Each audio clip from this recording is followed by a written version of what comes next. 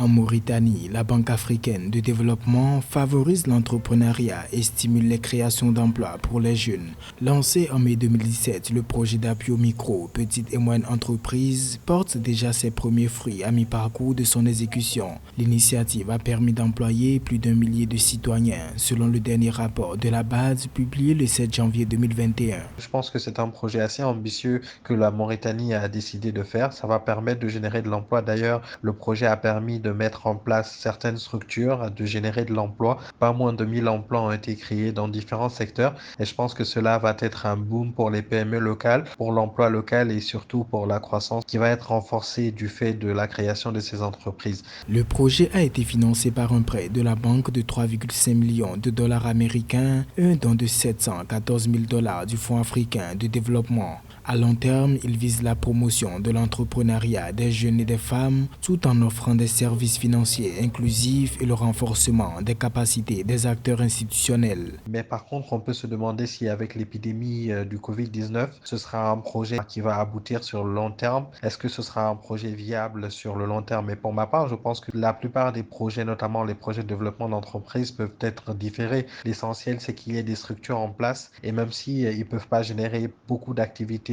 dans cette période difficile, ils pourront éventuellement resserrer les activités financières et peut-être attendre la période après épidémie du Covid pour essayer de relancer leurs activités. 3 ans après le démarrage du projet, le bilan fait état de 600 entreprises créées, 900 entrepreneurs, dont 40% de jeunes et d'un soutien de l'Institut national de promotion de la formation technique et professionnelle. Le programme est prévu s'achever en octobre 2022, mais pour l'heure, retardé par la pandémie du Covid-19.